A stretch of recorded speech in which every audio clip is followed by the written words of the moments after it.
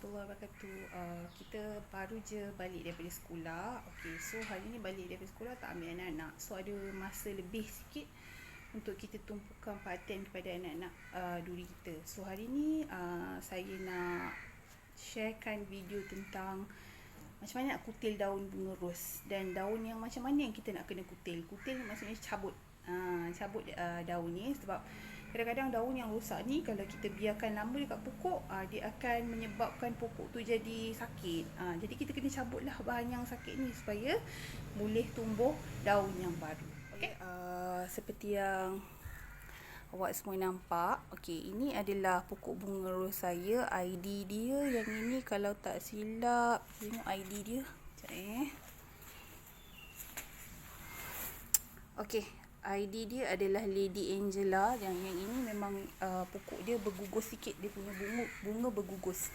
Okey, seperti yang kita lihat daun macam ni. Daun macam ni menunjukkan serangan penyakit lah kalau tak silap saya, ni macam black spot So bila kita nampak daun macam ni, kita jangan takut untuk kita cabut. Jangan rasa segan-segan nak cabut, alah sayangnya. So kita kena cabut daripada pangkal sini.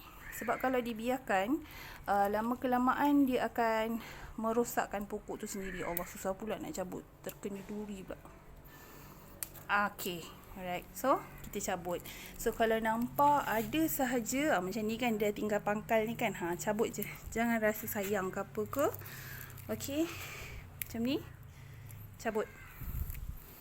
Yang ini nanti serangan-serangan ni semua nantilah kita cabut. Tapi nak ikutkan kena cabut jugalah, sebab membazir kan, dia dah tak boleh nak rate of photosynthesis bagi daun ni macam dah tak berbanyak, since banyak berlubang. So cabut je lah, sebab dah tak guna kan. Okay, nampak tak? Bunga dia tak berapa cantik. Tak apa, yang ini nanti kita akan buat dalam video lain. Pokok yang ini pula, kalau kita tengok daun dia tak berapa nak hijau kata menurut pembacaan daripada pembacaan yang saya baca daripada kumpulan dekat Facebook, kumpulan yang bela bunga ros. Ini mungkin disebabkan kekurangan magnesium. Jadi apabila pokok tu dia kurang magnesium, daunnya tak boleh ataupun daun dia kurang ada klorofil. Klorofil yang ada dalam kloroplast tu, pigmen hijau tu, dia tak ada banyak. Jadi menyebabkan daun dia luntur colour dia. Jadi ubat dia katanya kita kena pakai Epsom salt.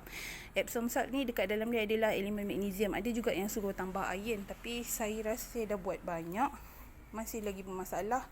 So aku biarkan je lah. Okay, nampak tak daun ni?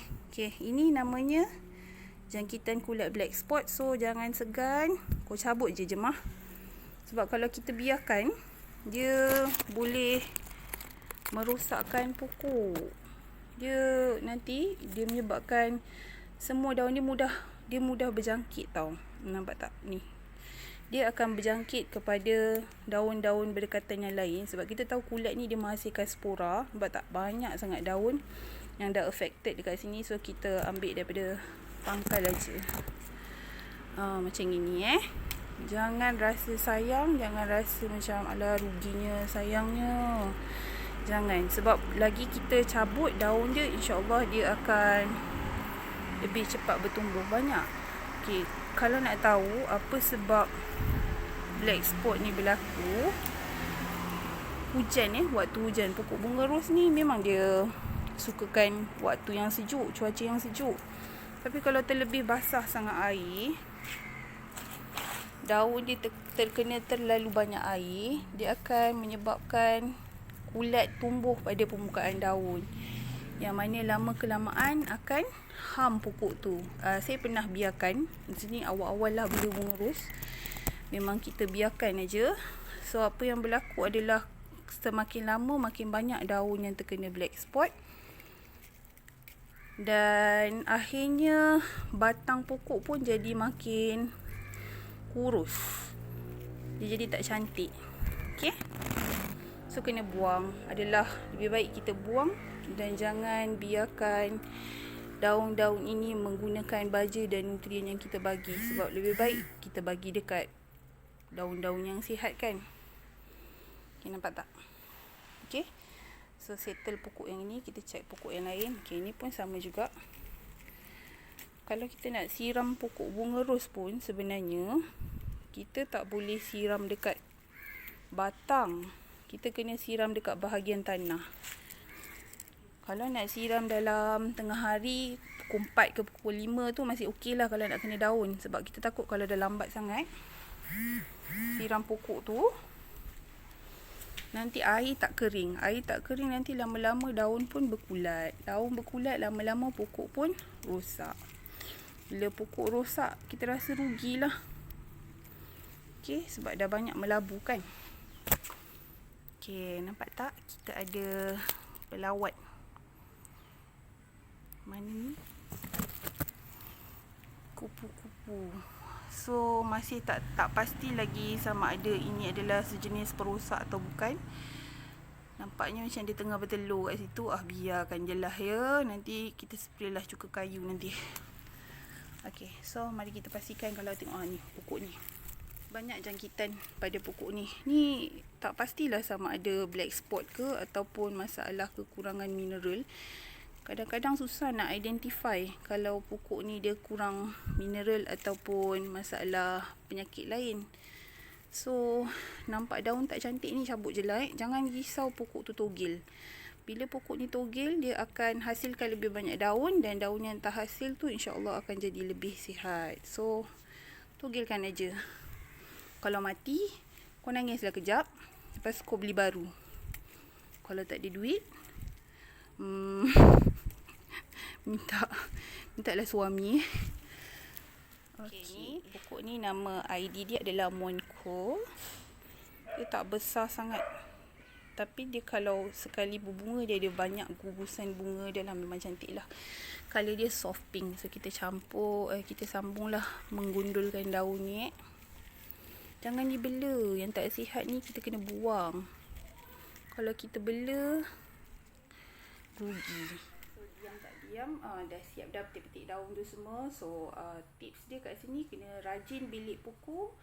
Kena tengok sama ada daun tu sihat ataupun tidak. Kalau daun tak sihat, dia punya solution memang petik aja. Sebab dia tak akan sihat semula. Jadi kita just petik dia supaya daun yang baru yang lebih sihat boleh tumbuh lah, insyaAllah.